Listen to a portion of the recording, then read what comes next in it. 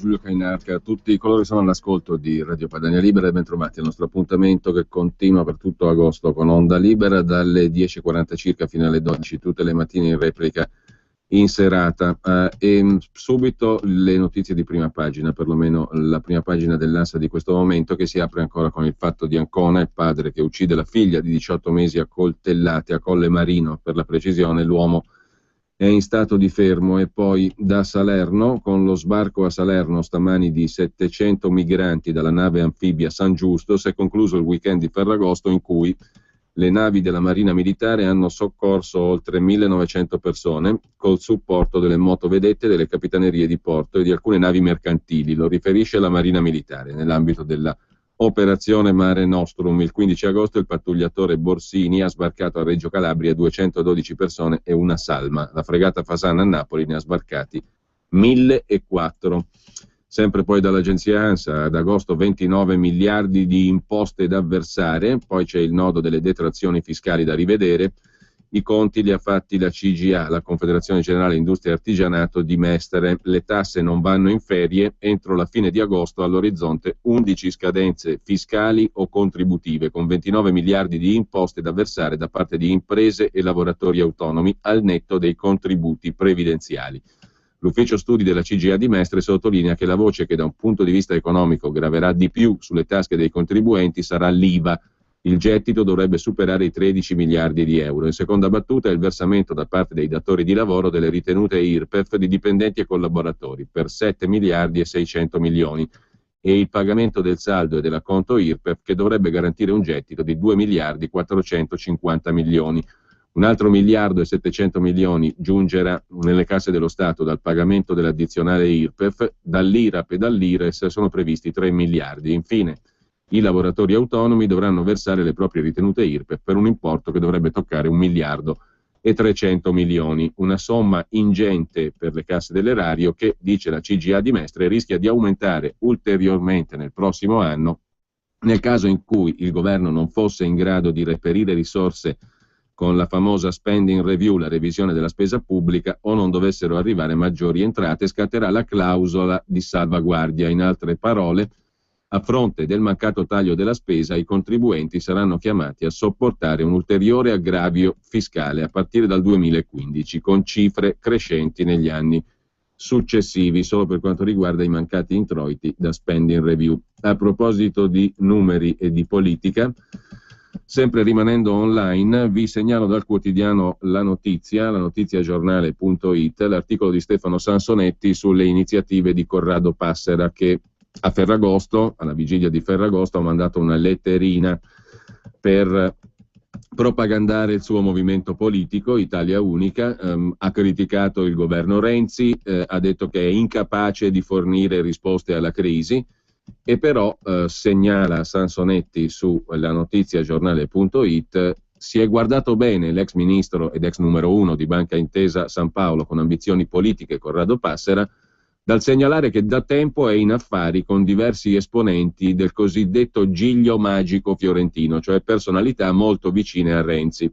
Il tutto all'interno di una società per azioni, la CII2, cioè Club Italia Investimenti 2, un incubatore di imprese nato qualche tempo fa. In tal modo il leader di Italia Unica, cioè il movimento da lui fondato, Passera, da una parte lancia strali nei confronti di Renzi, dall'altra fa affari con gli amici del Premier.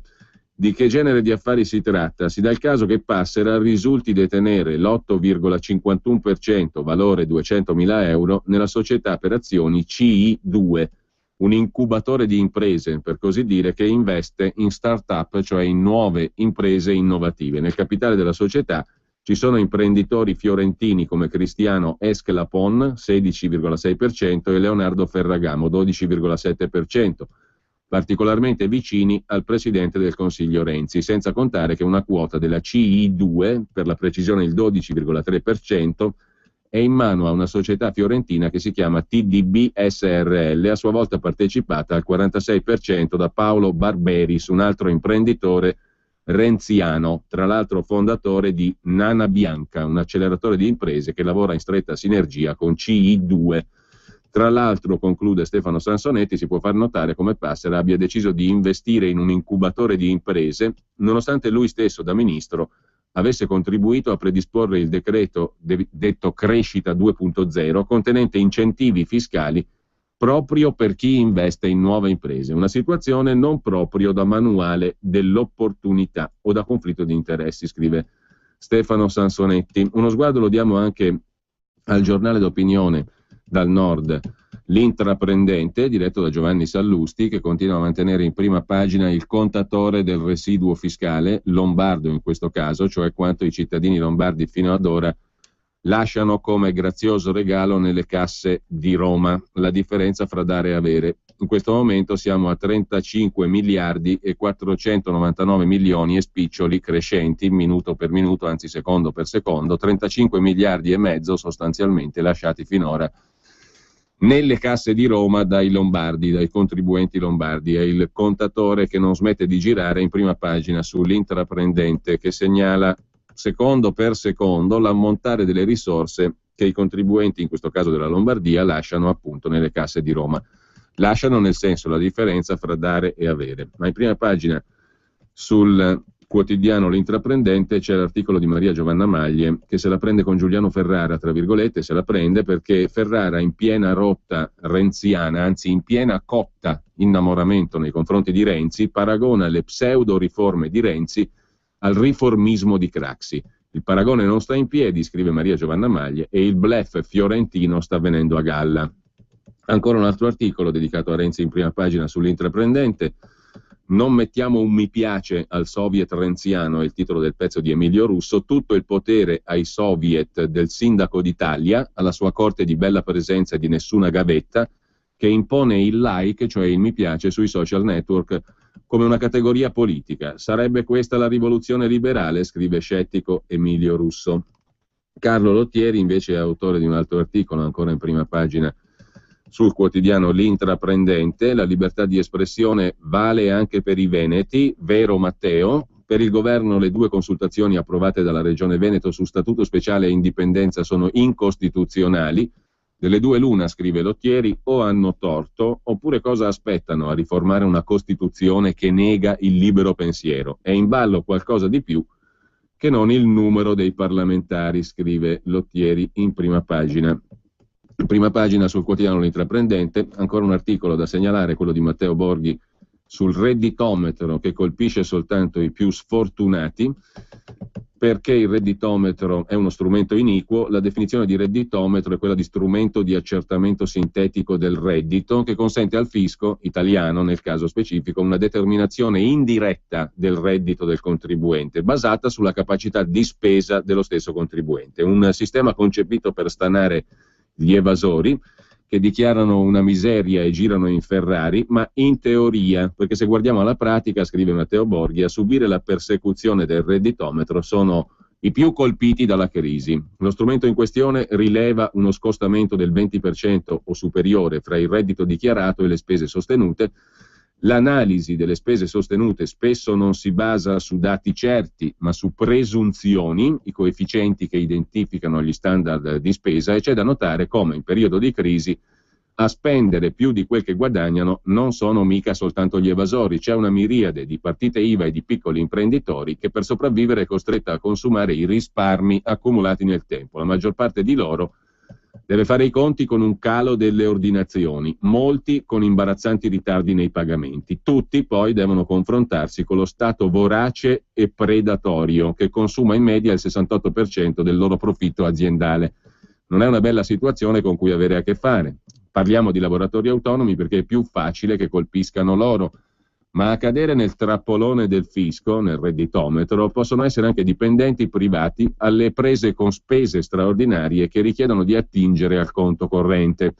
In totale sono 75.000 le lettere che il fisco sta inviando ad altrettanti ignari contribuenti, un avvertimento propedeutico al redditometro vero e proprio che segnala ai contribuenti presunti scostamenti fra reddito e spesa. Chi dovesse riceverlo spesso non può far altro che il ravvedimento operoso, cioè adeguarsi di fatto alle richieste dell'Agenzia delle Entrate, perché in sede di contraddittorio Non valgono le testimonianze e spesso, nel caso in particolare di acquisto di una nuova abitazione, neanche l'estratto conto. Non resta che sottostare alle regole del fisco.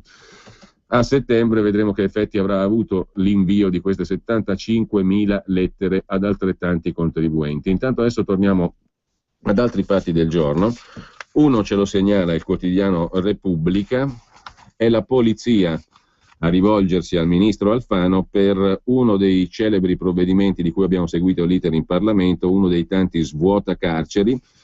Con l'ultimo svuota carceri dimezzati gli arresti degli spacciatori, dice la Polizia di Stato, fermi non convalidati dai giudici delle indagini preliminari, dai GIP, a causa della nuova legge, e i funzionari scrivono al ministro Alfano. Ma crollano anche le denunce e le operazioni antidroga. Arresti e denunce dimezzati a 5 mesi dalla legge svuota carceri, che di fatto rende impossibile l'arresto per il piccolo spaccio, come è definito, poi piccolo fino a un certo punto, ma i funzionari di polizia hanno lanciato l'allarme, così si incoraggiano gli spacciatori, e hanno inviato una lettera aperta al ministro dell'Interno Angelino Alfano, al quale chiedono di intervenire per restituire efficacia al sistema di repressione del crimine. Il dimezzamento degli arresti, scrive al ministro Lorena Laspina, segretario dei funzionari di polizia, e il contestuale calo delle denunce indicano un disinvestimento rispetto alle attività di prevenzione e repressione del piccolo spaccio. I numeri della direzione antidroga del Ministero dell'Interno parlano chiaro. Confrontando il trimestre aprile-maggio-giugno del 2013 con lo stesso periodo di quest'anno, il contrasto al cosiddetto piccolo spaccio sul territorio è calato fino a dimezzare. A giugno, per esempio, le operazioni antidroga sono scese da 1556 a 932. Le persone arrestate dalla polizia giudiziaria sono passate da 2055 a 903. In calo del 50% anche le persone denunciate, da 602 a 340. Ma il trend che ha portato al dimezzamento era iniziato già all'indomani dell'entrata in vigore della cosiddetta norma svuota carceri. Ad aprile le operazioni antidroga erano passate da 1484 a 1208, gli arresti da 1816 a 1326. A maggio le operazioni antidroga sono scese da 1823 a 1146, gli arresti da 2055 a 1292, le denunce da 583 a 302. Se l'obiettivo perseguito dal legislatore di svuotare le carceri è più che legittimo, scrive ancora Laspina, segretario dei funzionari di polizia al ministro Alfano, si è però sottovalutato il fatto che il cosiddetto piccolo spaccio è un fenomeno in realtà assai pericoloso, che alimenta la criminalità organizzata e crea grande allarme sociale, e finisce col determinare la ghettizzazione di interi quartieri delle città. Il fatto che praticamente non sia più possibile l'arresto per gli spacciatori di strada, secondo l'Associazione dei funzionari di polizia, fa dello svuotacarceri un provvedimento destinato a incidere in termini fortemente negativi, oltre che sulla concreta operatività della polizia, anche sull'efficacia deterrente della sanzione penale prevista. Questa norma, aggiunge Lorena Laspina, finirà per incoraggiare questo grave fenomeno dello spaccio. I funzionari di polizia dunque chiedono l'intervento di Alfano, ma analoghe preoccupazioni erano state espresse nelle settimane scorse dai magistrati di Torino, che a giugno erano stati costretti a lasciare in libertà uno spacciatore sorpreso a vendere droga 2 volte nel giro di 36 ore. La riforma era doverosa, avevano commentato in quell'occasione i pubblici ministeri del Tribunale di Torino, ma rende difficilissimo combattere lo spaccio di strada e il fenomeno può avere reazioni devastanti. Insomma, per i funzionari di polizia, la nuova disciplina sugli stupefacenti finisce col trasformare in un problema di polizia il sovraffollamento carcerario. L'impossibilità di arrestare spacciatori di strada, dicono ancora i sindacati di polizia, compromette l'efficacia degli strumenti di cui dispongono le forze dell'ordine e contribuisce ad alimentare la già diffusa convinzione che esista una sostanziale impunità a vantaggio dei professionisti del crimine, dei soggetti più spregiudicati, di coloro che ritengono di non avere molto da perdere e conseguono ma guadagni significativi attraverso lo spaccio di droghe, ben sapendo che nella peggior delle ipotesi non rischieranno di trascorrere in carcere neanche un giorno. Così da conto Repubblica dell'iniziativa dei funzionari di polizia che hanno scritto al ministro Alfano contro lo svuotacarceri col dimezzamento degli arresti degli spacciatori, il crollo delle denunce e delle operazioni antidroga. In tema di ordine pubblico, adesso riprendiamo in mano anche ciò che ha scritto stamani sul giornale in prima pagina Magdi Cristiano Allam, che abbiamo sentito l'altra settimana peraltro, su argomenti affini, a proposito delle quinte colonne del terrorismo islamico in Italia. Un ragionamento simile a quello, e l'oggetto è il medesimo, fatto oggi sul Corriere della Sera dal professor Angelo Panebianco. Non ci sono soltanto Grillo e il Movimento 5 Stelle, scrive Allam, il terrorismo islamico in Italia conta su una quinta colonna trasversale e efficiente. Ci sono pochi protagonisti palesi e attivi, ma tanti comprimari che, consapevolmente o no, contribuiscono a promuovere la causa dell'islamizzazione dell'Italia. È presente principalmente negli ambienti islamici delle moschee e dei siti internet, questa quinta colonna di appoggio all'islamismo, annovera immigrati che non si integrano e quelli che sono nati e cresciuti da noi con o senza cittadinanza, con un peso crescente di italiani convertiti che più agevolmente e spavaldamente si avvalgono e sfruttano le nostre leggi e risorse per diffondere la causa di Allah. In quest'ambito si registrano decine di imam e di terroristi islamici espulsi, l'ultimo dei quali è stato l'imam di Sandona di Piave, il marocchino Abdullah Bar Arrauda, allontanato dal ministro dell'Interno Alfano, ma anche la cinquantina di terroristi islamici italiani o residenti in Italia partiti per la guerra santa in Siria e in Iraq, come fu Giuliano Ibrahim Del Nevo, 25enne genovese ucciso in Siria nel 2013 e elevato a martire dell'Islam. La quinta colonna del terrorismo islamico, scrive Magdi Cristiano Allam in prima pagina su Il Giornale di oggi, si avvale di entrature rilevanti negli ambienti sia dell'estrema destra sia dell'estrema sinistra, così come si diffonde anche grazie alla pavidità e al relativismo religioso che permea la Chiesa cattolica e talune chiese protestanti, che tacendo o non denunciando adeguatamente il genocidio dei cristiani d'Oriente, finiscono per avallare tacitamente le atrocità dei terroristi islamici.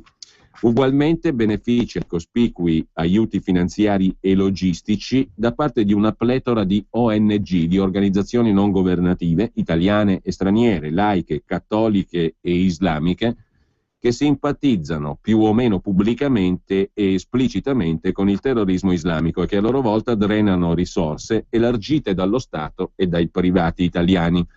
Questo si rende possibile anche perché la posizione del governo italiano nei confronti del terrorismo islamico è assolutamente ambigua, finendo per risultare compiacente, scrive Allam. Pensiamo al fatto che il ministro degli esteri Mogherini ha assunto una politica di equidistanza tra Israele e Hamas, equiparando uno Stato legittimato dalle Nazioni Unite con un'organizzazione terroristica messa al bando dall'ONU, dall'Unione Europea e dagli Stati Uniti. Ma pensiamo anche alla miriade di sigle islamiche in Siria e in Iraq, riconducibili ai fratelli musulmani, ai salafiti, ad Al-Qaeda e ai cosiddetti jihadisti come l'ISIS, lo Stato islamico dell'Iraq e del Levante, che da poco si è ribattezzato semplicemente in IS, cioè Stato islamico, e che di fatto beneficiano di aiuti e di armi occidentali direttamente o tramite Turchia, Arabia Saudita e Qatar, per il semplice fatto che anche l'Italia sia ciecamente schierata contro il regime e l'esercito regolare del presidente siriano Assad, rincorrendo il mito suicida delle cosiddette primavere arabe. L'insieme di questa strategia, scrive a questo punto Allam, non potrebbe emergere senza la condivisione di giornalisti che per affinità ideologica o subendo la sindrome di Stoccolma nei confronti dei potenziali carnefici islamici li rappresentano in modo compiacente. Questa realtà è stata inequivocabilmente svelata dalla delicata e sconcertante vicenda di due ragazze, Vanessa Marzullo e Greta Ramelli, rapite la notte dello scorso 31 luglio insieme al giornalista del Foglio, di Giuliano Ferrara, Daniele Raineri, che sarebbe riuscito a fuggire e a dare l'allarme. Il condizionale è d'obbligo, dato che Raineri coltiva amicizie e simpatizza per la causa islamica. Ebbene, in un cartello in arabo con cui Vanessa e Greta si sono fatte immortalare nel corso di una manifestazione svoltasi in Italia si legge: agli eroi della Brigata dei Martiri, grazie dell'ospitalità. Se Allah vorrà, presto Idlib sarà liberata e noi ci torneremo. La Brigata dei Martiri, scrive Allam, in arabo si dice Liwa Shuhada, è anch'essa un gruppo di terroristi islamici, il cui capo, Jamal Ma'aruf, ha ammesso di collaborare con Al-Qaeda. Il fronte siriano ha evidenziato la tragica realtà di un terrorismo islamico che infierisce anche con chi mostra simpatia nei suoi confronti, come è il caso del padre gesuita Paolo Dall'Oglio, da oltre un anno rapito dai terroristi dell'ISIS, e del giornalista Domenico Quirico, che ha finito per odiare il terrorismo islamico dopo essere stato rapito e messo per 2 volte di fronte a un plotone d'esecuzione. Se l'espulsione dell'imam di San Donat di Piave, scrive ancora Magdi Cristiano Allam sul giornale, è stata l'ultima di una lunga serie che ha coinvolto tutte le moschee d'Italia, compresi ben 2 imam della grande moschea di Roma, tutti dediti a predicare la morte degli ebrei, dei cristiani e degli infedeli, il fronte di Internet si sta rivelando sempre più fertile nell'opera di lavaggio del cervello e di arruolamento di militanti della guerra santa islamica. Ed è qui che il ruolo dei convertiti eccelle, grazie alla maggior capacità linguistica e forza culturale. Sulla pagina Facebook Musulmani d'Italia, organizzazione comunitaria, si definisce, si legge che se ne dica sull'ISIS, la maggioranza delle notizie sono comunque bugie e propaganda. Almeno applicano la jizya, cioè la tassa di protezione per ebrei e cristiani, e la zakat, cioè la elemosina islamica, in modo islamicamente corretto. Sempre su Facebook, Silvia Laila Olivetti del Movimento Tutela Diritti dei Musulmani scrive: sono italiana, chiedo che l'ambasciatore israeliano in Italia venga espulso perché il nostro paese si oppone al terrorismo, al genocidio e all'olocausto. Di fronte all'avanzata di questa quinta colonna del terrorismo islamico, conclude Allam, noi per ora ci limitiamo a reagire tardivamente, quando scopriamo l'esistenza di un terrorista o di un imam che fa apologia di terrorismo, oppure ci sottomettiamo al loro arbitrio concedendo sempre più moschee e consentendo il lavaggio di cervello attraverso internet. È bene che Beppe Grillo, i protagonisti e i comprimari di questa quinta colonna, sappiano che sono solo dei burattini. Se un giorno l'Italia dovesse essere sottomessa all'Islam, il burattinaio li eliminerà con la stessa ferocia con cui sgozzano e decapitano i cristiani e gli yazidi di fronte a casa nostra.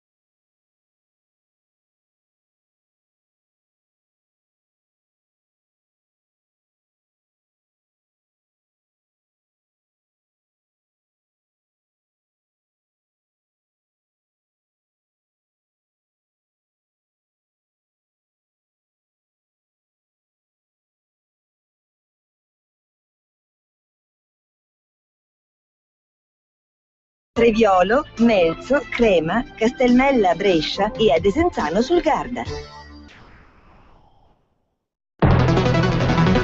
Per la tua pubblicità su Radio Padania Libera, chiama il numero 02 66 23 44 22.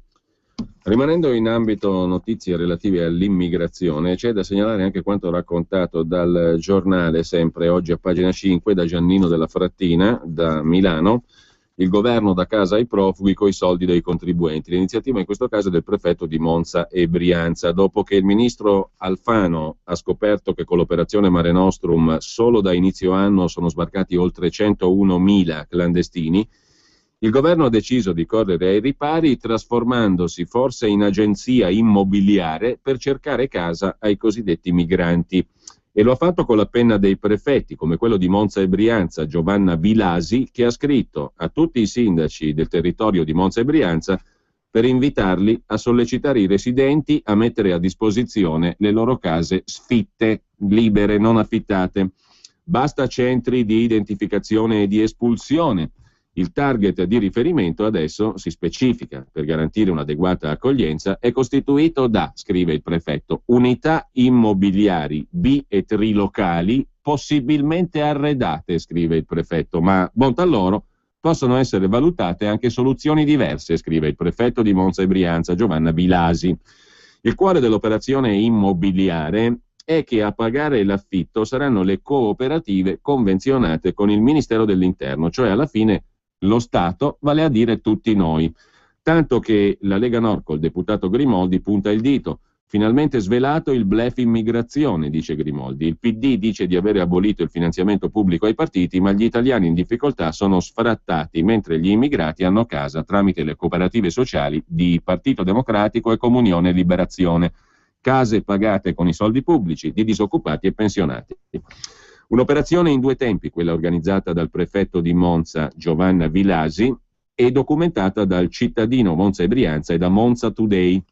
L'operazione del prefetto è nata per garantire un'ordinata gestione dell'emergenza sbarchi, scrive il prefetto di Monza, per contenere effetti negativi come le ripercussioni sui servizi sociali dei comuni. Quindi, dal prefetto di Monza arriva dapprima la richiesta ai sindaci di avviare una ricognizione sui territori per individuare strutture con capienza minima di 20 persone che fungano da hub, da centri per così dire generali, per la prima accoglienza dei migranti in arrivo, finalizzati allo screening sanitario, all'espletamento delle principali formalità amministrative e al successivo smistamento delle persone presso le unità abitative. E qui viene il punto, perché è lo stesso prefetto di Monza e Brianza, Giovanna Vilasi, a chiedere ai sindaci di sensibilizzare i cittadini, che per l'occasione sono scritti con la C maiuscola, nota il giornalista del giornale, a offrire in locazione appartamenti sfitti, una richiesta fatta a nome del Ministero dell'Interno che, scrive ancora il prefetto, alla luce del significativo incrementarsi degli sbarchi, ha attivato una collaborazione con il terzo settore per l'accoglienza. Così i contratti di locazione transitori o 4+4 vengono sottoscritti dalle cooperative che hanno la convenzione con il Ministero dell'Interno e i relativi canoni di affitto sono pattuiti direttamente coi proprietari a prezzo di mercato. Garanzie che non sembra abbiano comunque convinto i proprietari delle case di Monza e Brianza a mettere a disposizione degli extracomunitari i propri appartamenti. Non c'è stata nessuna corsa all'affitto, tanto che la sollecitazione ai sindaci è stata più volte ripetuta, aggiungendo che ai migranti saranno garantiti, oltre a vitto e alloggio, anche attività collaterali come corsi di lingua, assistenza legale per la richiesta di protezione internazionale e, scrive il prefetto, la costruzione di percorsi di autonomia individuali finalizzati a una tempestiva emancipazione dal sistema di accoglienza. Di vicenda surreale parla anche il capogruppo della Lega in Regione Lombardia, Massimiliano Romeo, che punta il dito su associazioni, cooperative e professionisti che vivono e guadagnano, seppur lecitamente, dall'arrivo di tutte queste persone. Offuscati dalle nobili parole dei pensatori progressisti e dei buonisti a oltranza, molti spesso dimenticano che dietro l'immigrazione clandestina c'è un business criminale che, secondo dati ONU, nella sola Europa ogni anno fattura più di 150 milioni di dollari, ricorda Romeo. Ma il giornale si occupa anche della questione profughi su scala prettamente milanese, oltre all'iniziativa del prefetto di Monza e Brianza sui cosiddetti profughi, perché tutto naturalmente va vagliato, e sugli arrivi continui e l'ombra del racket c'è un servizio di Paola Fusciglieri nelle pagine di cronaca milanese. Dati ufficiali non ce ne sono, o meglio, quelli che vengono forniti non sono da considerare attendibili. Fa onore a un'amministrazione mostrare di offrire rifugio a povera gente che fugge dalla guerra, ma non è altrettanto prestigioso ammettere che Milano e Porta Venezia sono un punto di passaggio verso il nord Europa. Eritrei e siriani che arrivano a Milano rifiutano di farsi prendere le impronte per non lasciare tracce e per non essere costretti, secondo le regole della Convenzione di Dublino, a chiedere il permesso nel paese dove sbarcano, cioè l'Italia. Tuttavia, per chi di immigrazione se ne intende, scrive il giornale, è una certezza che i profughi eritrei e siriani in questo momento sono almeno 2.500 a Milano. Anche sabato scorso, dallo scalo partenopeo di Capodichino è partito un volo con 300 profughi, di cui un centinaio hanno fatto scalo a Malpensa. Tutta gente che ha detto che vuole andarsene, lasciare l'Italia, e viene lasciata andare, con la consapevolezza che l'Italia, per sua conformazione geografica, è per loro solo un grande porto e poi una lunga autostrada.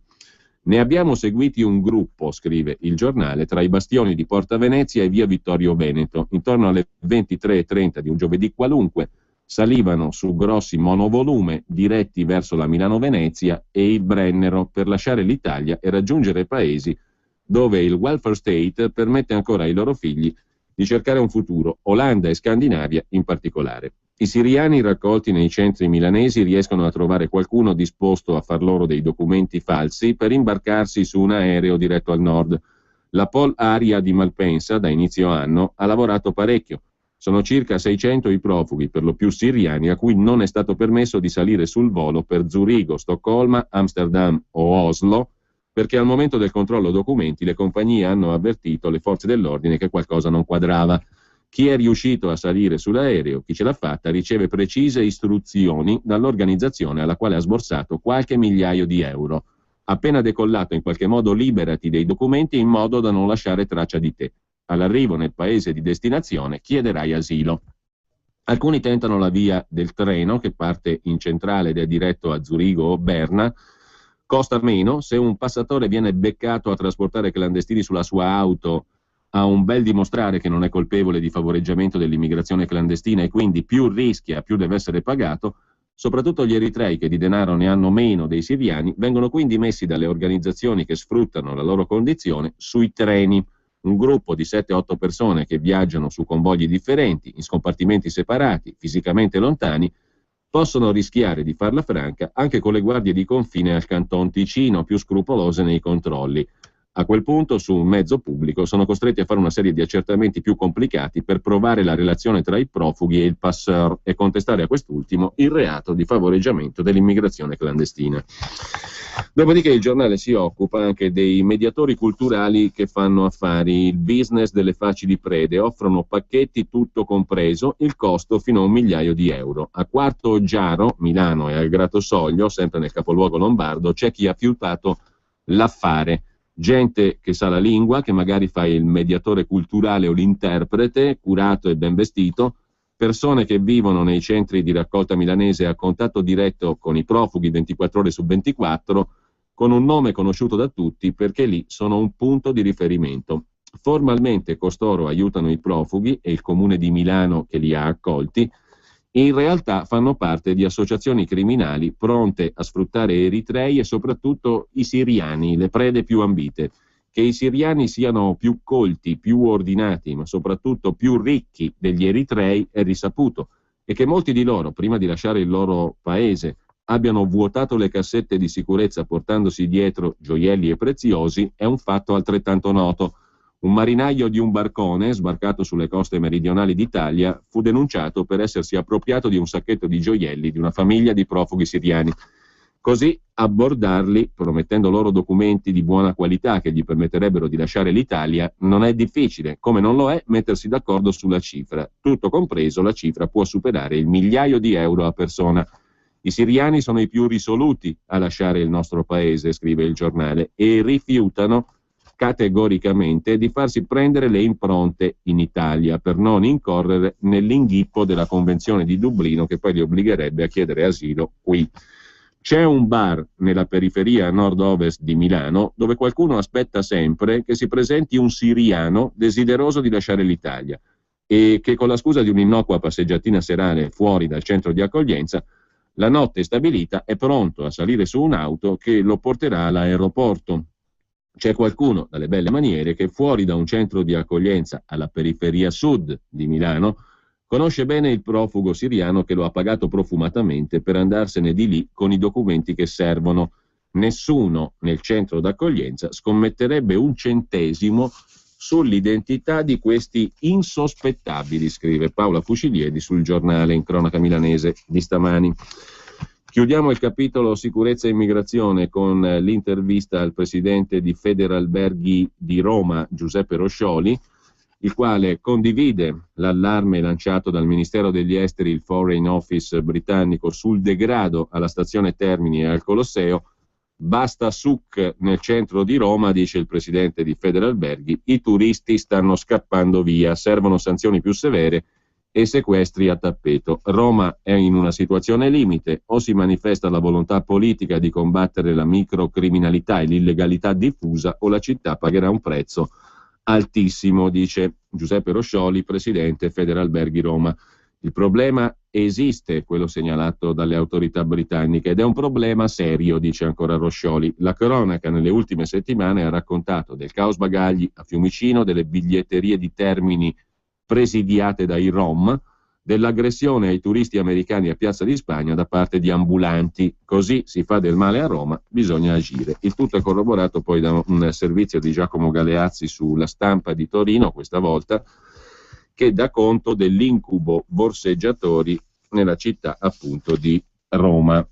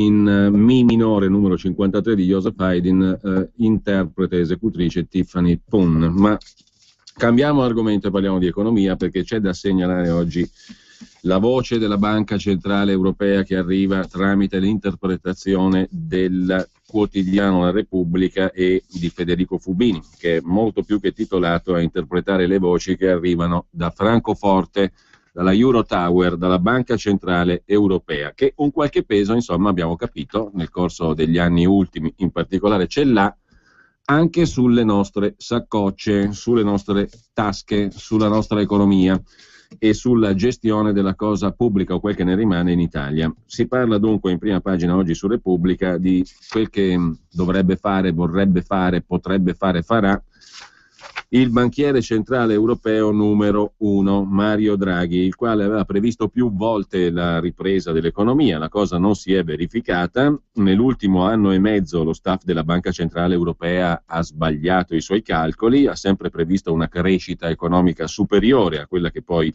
è realmente accaduta e non ha mai messo in conto che l'intera zona euro si sarebbe trovata sull'orlo della deflazione, cioè prezzi fermi come conseguenza della stagnazione dell'economia e dei mancati consumi. La gente non ce la fa.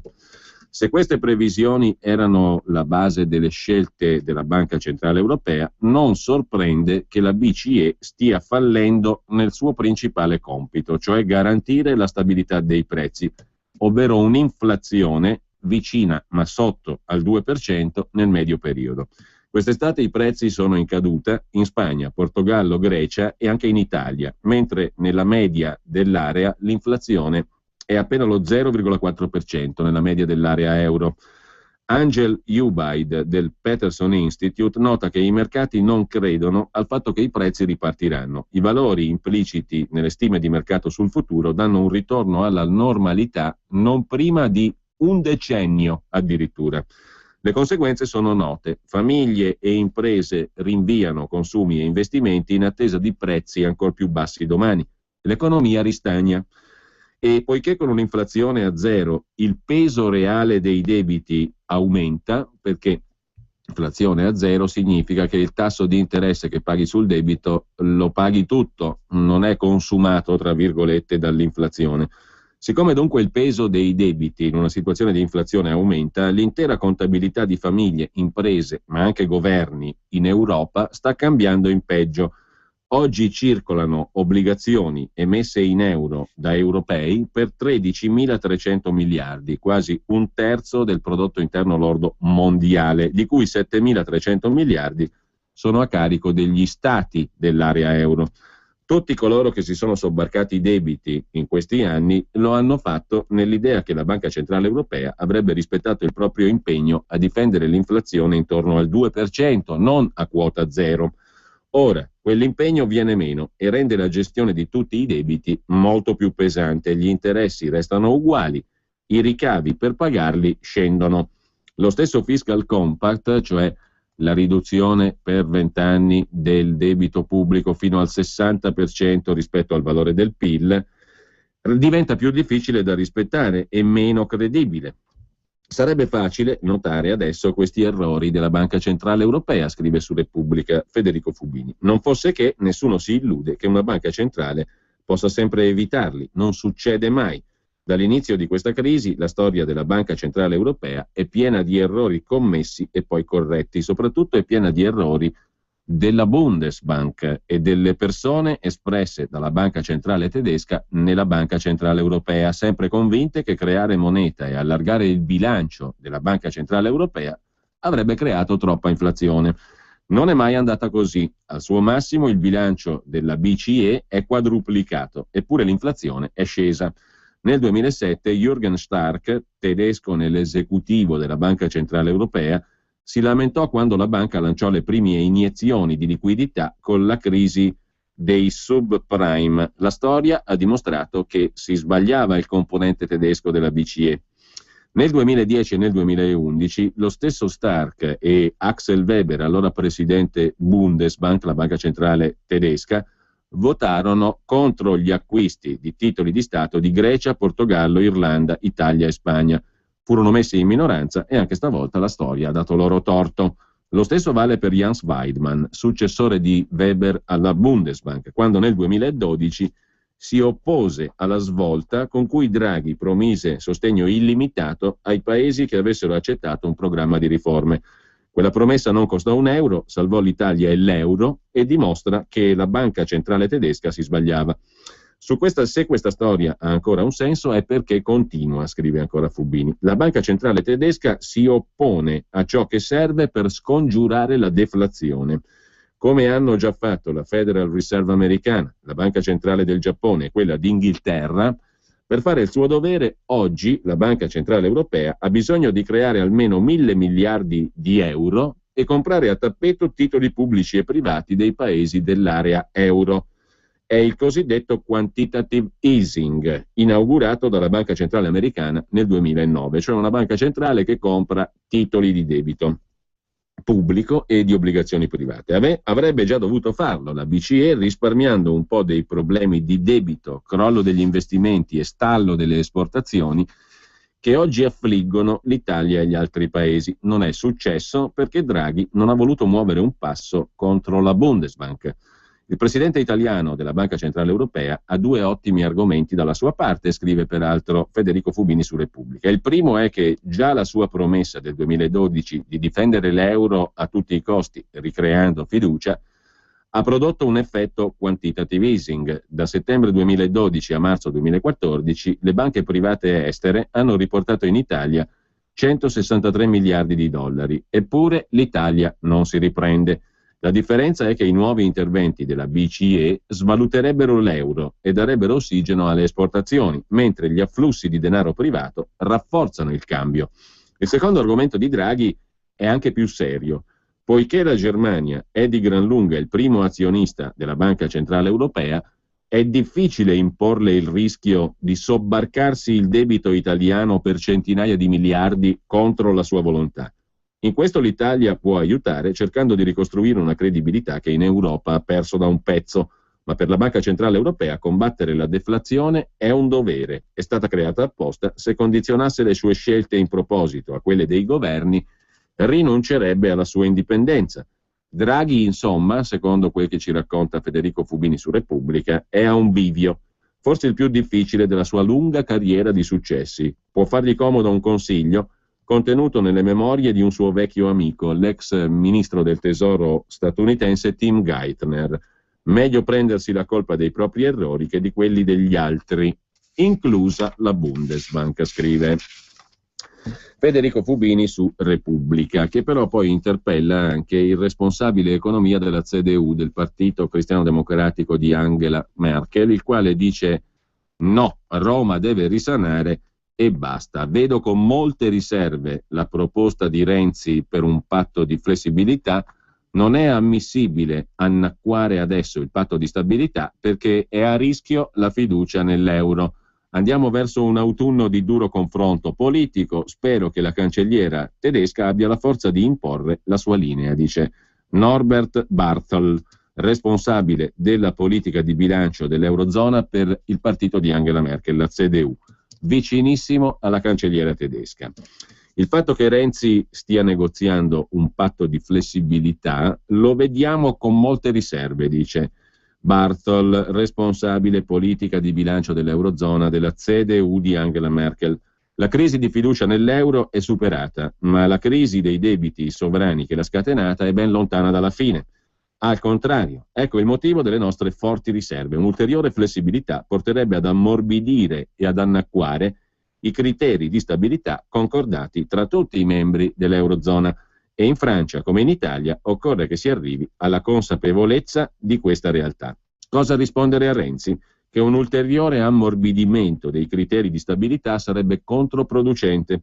Non possiamo permetterci di abbassare il livello degli sforzi per più stabilità e più crescita, e soprattutto urge ridurre nel modo più veloce possibile il livello di debito degli stati più indebitati della zona euro, dice ancora Norbert Barthel, responsabile politica di bilancio dell'Eurozona per la CDU di Angela Merkel.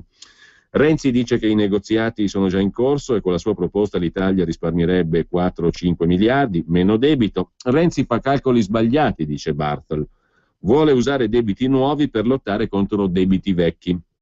Mira a più margine di manovra per l'indebitamento. Va nella direzione sbagliata. 2 anni fa la Francia ha ottenuto un rinvio in cambio della promessa di varare le necessarie riforme.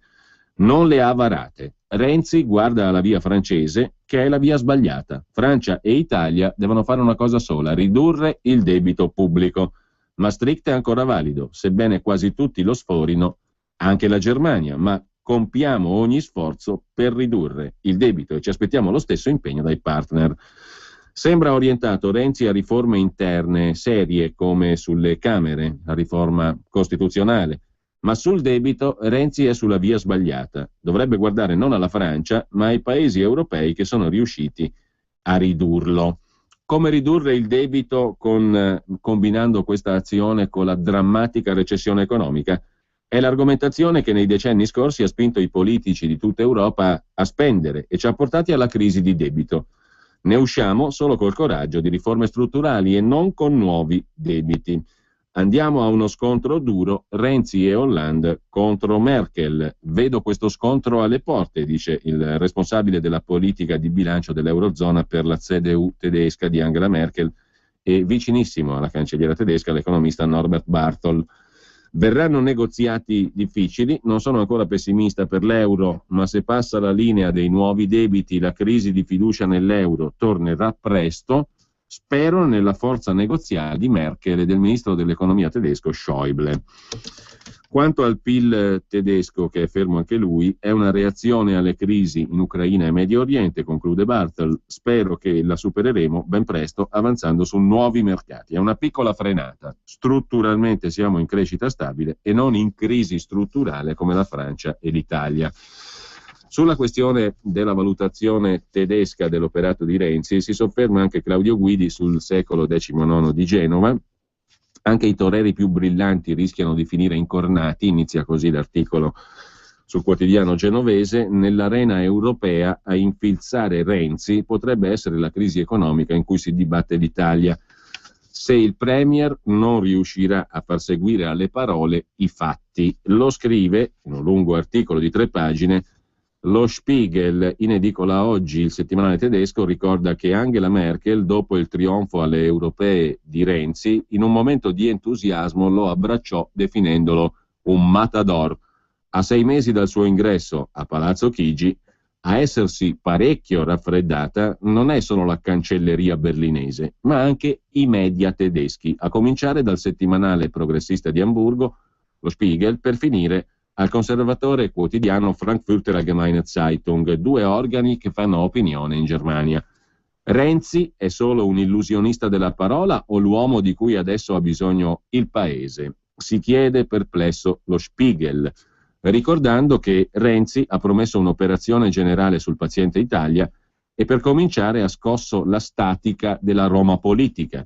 Il settimanale tedesco sottolinea che mentre nell'agenda di Renzi prima si deve rimettere in moto la crescita, poi avviare le riforme di fondo, per Merkel l'ordine di esecuzione è l'esatto contrario. Non senza ironia, il settimanale Spiegel evidenzia che per i primi 100 giorni di governo il premier italiano aveva annunciato una riforma al mese, mentre da tempo si parla ormai di un programma dei 1000 giorni, col risultato che lo sprinter Renzi, scrive Der Spiegel, si è trasformato in un maratoneta.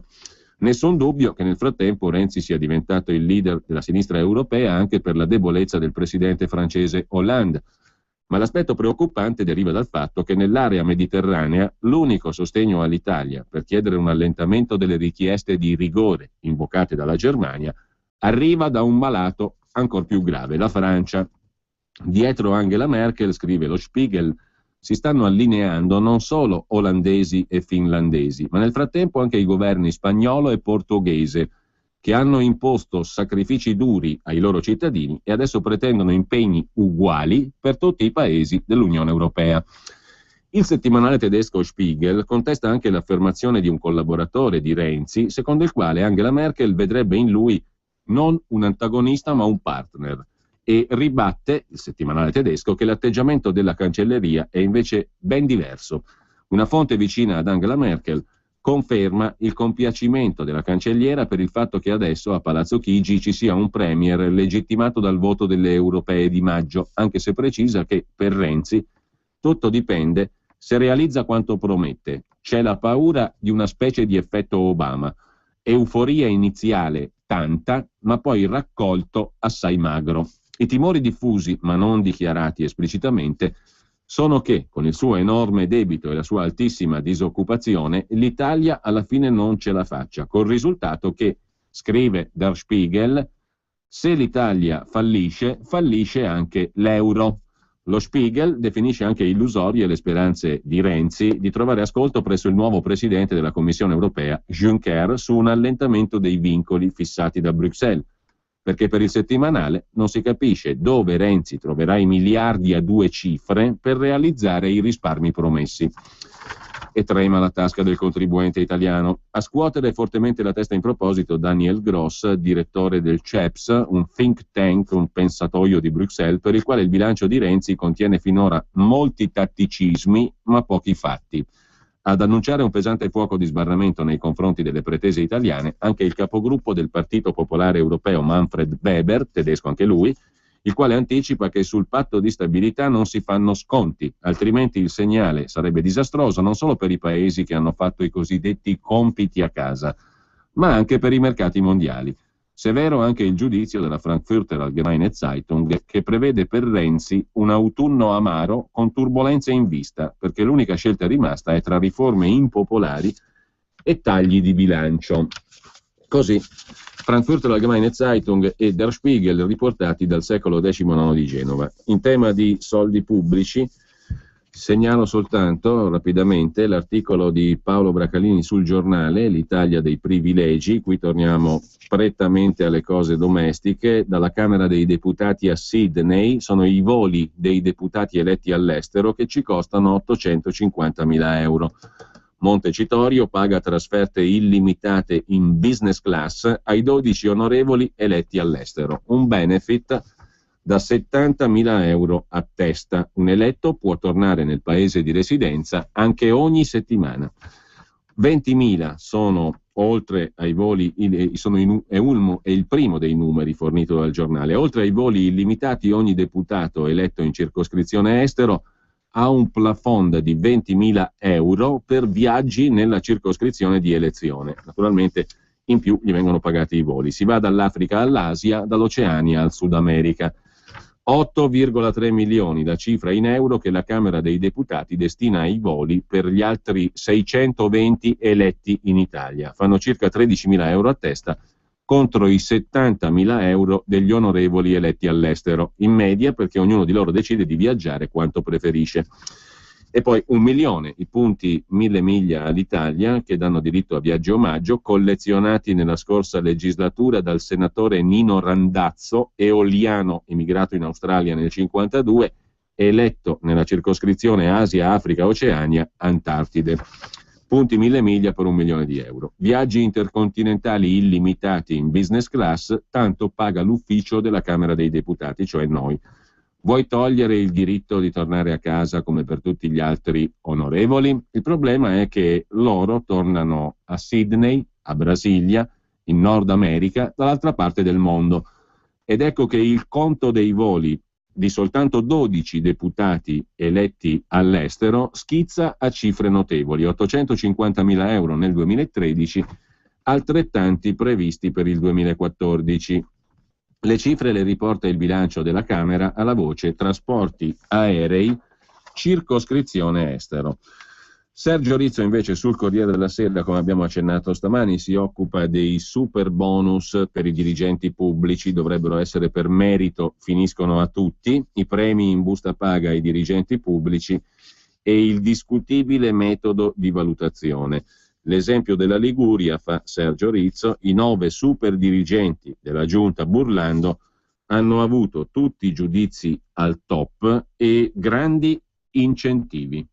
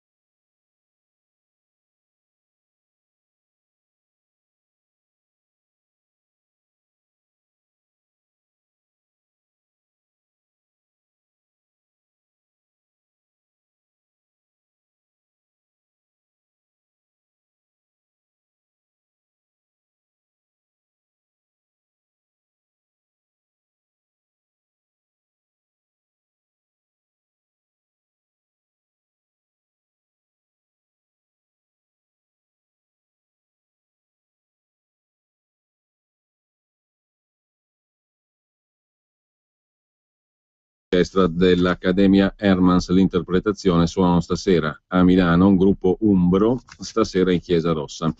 Ma torniamo agli altri fatti d'attualità e vediamo se nel frattempo l'agenzia ANSA ha aggiornato la sua prima pagina. Sì, l'ha aggiornata con le ultime vicende del fondatore di Wikileaks, Julian Assange, pronto a consegnarsi, scrive l'agenzia ANSA. Julian Assange, il fondatore di Wikileaks, rifugiatosi all'ambasciata dell'Ecuador a Londra, sarebbe pronto a consegnarsi alle autorità, secondo i media britannici, in quanto affetto da problemi cardiaci. Lascerò l'ambasciata presto, ha detto lo stesso Assange durante la conferenza stampa presso l'ambasciata dell'Ecuador.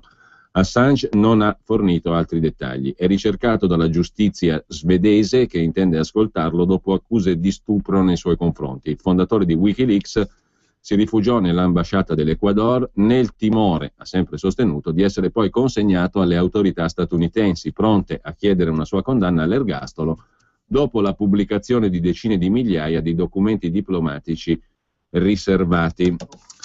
Ma a proposito di pagina degli esteri, va segnalato il reportage oggi su Repubblica di Pietro Del Re, inviato nel Kurdistan iracheno, a descrivere la battaglia dell'acqua tra i Peshmerga, i guerrieri curdi, e gli jihadisti dello Stato islamico. Volevano inondare l'Iraq, questa è l'accusa fatta dai curdi a coloro che hanno controllato la diga importantissima per l'Iraq di Mosul per un periodo che non è stato neanche tanto lungo. È stata riconquistata la diga dai guerriglieri curdi assistiti dagli aerei statunitensi. Volevano inondare l'Iraq, è quello che dicono appunto i curdi, degli brigatisti islamici, per così dire, dello Stato islamico. Spalleggiati dai caccia e dai droni gli aerei senza pilota statunitensi, per i Peshmerga, i combattenti curdi, è stata quasi una passeggiata, scrive l'inviato di Repubblica, la riconquista della malconcia cittadina di Tal Skuf, sulla sponda orientale della più grande chiusa irachena, la diga di Mosul, ex diga Saddam, che i leader dello Stato islamico hanno più volte minacciato di far esplodere. Sarebbe stata una catastrofe di proporzioni bibliche, non è esagerato dirlo. Con i loro guerriglieri abbiamo giocato d'astuzia, raccontano i comandanti curdi. Ci siamo ritirati da qui 2 giorni fa e loro, sicuri della nostra disfatta, sono entrati trionfanti con le jeep appena rubate nella base militare di Mosul. A spazzarli via ci hanno pensato i caccia di Obama, dice il giovane combattente curdo Alwand Balaki. Eccolo qui il bacino della diga, un ampio lago azzurrognolo tra colline spelacchiate e riarse. Sembra gigantesco, non riesci a percepirne l'altra sponda. Le guide indicano che possa contenere 12 miliardi di metri cubi d'acqua. Se gli jihadisti avessero fatto saltare la diga con l'esplosivo, un'onda alta 20 metri avrebbe travolto Mosul assieme a tutti i villaggi della piana di Ninive. La piena del Tigri sarebbe arrivata fino a Baghdad. Per questo i peshmerga curdi hanno accelerato i ritmi della loro controffensiva per anticipare l'ordine che già balena nella mente di qualche sceicco o del suo autoproclamato califfo Abu Bakr al-Baghdadi di far crollare questa montagna d'acqua. Ieri, grazie ai raid americani, assieme a Tal Shkuf, i curdi hanno riconquistato altre 2 città a pochi chilometri da Mosul, Batna e Sharafia. Tra i miliziani uccisi abbiamo scoperto un turco, un saudita, 3 siriani, 5 iracheni. Gli altri erano troppo carbonizzati per riconoscerne l'identità. Quanto al materiale distrutto dai caccia e dai droni, si contano 4 vettori blindati, 8 veicoli armati e 2 Humvee, dice Alwand, combattente curdo. Siamo arrivati quasi in periferia di Mosul e da ora in poi dobbiamo procedere con grande cautela, perché adesso sono stati bombardati dagli americani e gli jihadisti cambieranno tattica e per prima cosa infarciranno le strade di mine e di ordigni esplosivi di ogni città perduta. Da Erbil, capitale della provincia autonoma del Kurdistan iracheno, per raggiungere Tal Shkuf si è costretti a passare da Duhok, allungando di 200 km verso nord, altrimenti si finirebbe in bocca ai soldati del califfato. Prima di attraversare il fiume Kher, tutto scorre con sorprendente normalità. Tra sconfinati campi cerealicoli ormai bruciati dal sole e una strada esageratamente trafficata di camion cisterna carichi di petrolio diretti verso il confine turco. Ma appena attraversato il fiume, racconta l'inviato di Repubblica Pietro del Re, tutto cambia. Il primo checkpoint è presidiato da peshmerga curdi armati fino ai denti e con il volto coperto da un passamontagna, nonostante il termometro indichi 46 gradi, mentre il paesaggio si fa più collinoso, trasformando le terre della piana di Ninive in una steppa desertica. Le sole macchine che incrociamo, racconta l'inviato di Repubblica, sono pick-up con la mitragliatrice montata sul cofano posteriore. Dice ancora il giovane combattente curdo Alwand Balaki. Il 15 agosto da Erbil sono partiti i primi convogli carichi di armi americane per rifornire i peshmerga sulla linea del fronte. Al momento a noi sono arrivati mortai, fucili di precisione, lanciagranate portatili anticarro, razzi e munizioni. Con queste andremo lontano. In Iraq, racconta ancora Pietro del Re su Repubblica, lo Stato islamico ha già usato le dighe come armi con cui inondare vaste aree del paese e affogare ogni cosa. Lo ha fatto all'inizio dell'anno a Fallujah, a ovest di Baghdad, allagando enormi territori prima di conquistarli. Ma Mosul è uno dei suoi principali avamposti e la sua diga, costruita a 50 km a nord, è una straordinaria risorsa economica perché oltre a fornire energia elettrica serve anche a irrigare milioni di ettari di grano. Distruggerla avrebbe significato far svanire il sogno di edificare quel califfato tra Iraq e Siria, voluto e unilateralmente sancito a fine giugno dal terrorista al-Baghdadi. Il curdo Alwand controlla spesso gli SMS che gli arrivano dal comando generale di Erbil e quando può ce li traduce. Secondo i peshmerga infiltrati a Mosul, alcuni leader dello Stato islamico come Abu Omar Urani e Sahel el-Jizani stanno lasciando in queste ore la città. Hanno ricevuto l'ordine di radunarsi in un villaggio oltre il confine iracheno per eventualmente rientrare a Raqqa, la loro roccaforte siriana. È appena arrivata poi la notizia che gli islamisti si sono spostati sulla sponda occidentale della diga e che noi ne abbiamo ripreso il controllo. Dalla conquista jihadista il 7 agosto scorso, racconta ancora l'inviato di Repubblica, Mosul, 5 milioni di abitanti, è ormai una città spettrale, vuoi perché molti sono fuggiti nel vicino Kurdistan, curdi e cristiani per primi, vuoi perché i sunniti rimasti sono terrorizzati dalla violenza del nuovo regime e se ne stanno rintanati nelle loro case. Secondo Al-Wand, da quando sono cominciati i raid americani, in città gli sceicchi non usano più i loro pick-up bianchi, ma preferiscono camuffarsi a bordo di normalissime automobili. Cercano di mischiarsi tra la gente, ma gli stessi arabi chiudono loro le porte e li incitano a lasciare la città.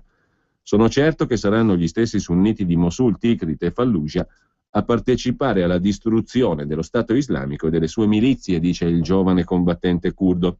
Inserato dal Pentagono, si è appreso che ieri i caccia americani hanno condotto 14 nuovi raid vicino alla diga, che si aggiungono agli altri 9 lanciati sabato scorso. Il bollettino di guerra degli ultimi 2 giorni, che descrive il numero di jihadisti uccisi e di veicoli distrutti, lascia sperare al meglio, ma i peshmerga curdi, conclude l'inviato di Repubblica Pietro del Re, sanno che la battaglia sarà lunga e che se dovessero entrare a Mosul sarebbe solo per qualche ora. Già accadde nel 2008, durante la terribile guerra interetnica che insanguinò l'Iraq. Dopo aver sconfitto le legioni qaediste ed essere entrati vittoriosi a Mosul, ai combattenti curdi fu intimato da Baghdad di lasciare immediatamente la città. I peshmerga obbedirono. Chissà come si comporterebbero se dovessero riprenderla adesso. Lo chiediamo ad Al-Wand, che risponde: noi continuiamo la nostra avanzata e sono certo che presto, forse nelle prossime ore, ci saranno buone notizie. Quanto a Mosul, anche se piena di pozzi di petrolio, non ci interessa perché non è curda, dice il giovane combattente curdo, di cui riporta le parole l'inviato di Repubblica Pietro del Re. Per la pagina degli esteri vi segnalo anche l'articolo di Francesco De Palo su Il Giornale a proposito di Putin e del nuovo Orient Express per fare più affari con i cinesi. Il Cremlino assopiglia tutto, scrive il giornale. La Russia sta progettando un collegamento via terra da Atene, dove arrivano le navi dall'Asia. Così si facilita il commercio con Pechino. A realizzare l'opera potrebbe essere proprio la Russian Railways, cioè un'impresa russa. Dopo Pechino-Atene, la Russia di Putin, dopo aver stretto con la Cina il mega accordo commerciale lo scorso mese per la fornitura trentennale di gas, se l'Europa cincischia, il mercato Putin l'ha trovato rapidamente. Putin ha messo seriamente gli occhi sulla Grecia con un interessante progetto di collegamento ferroviario tra Mosca e Atene.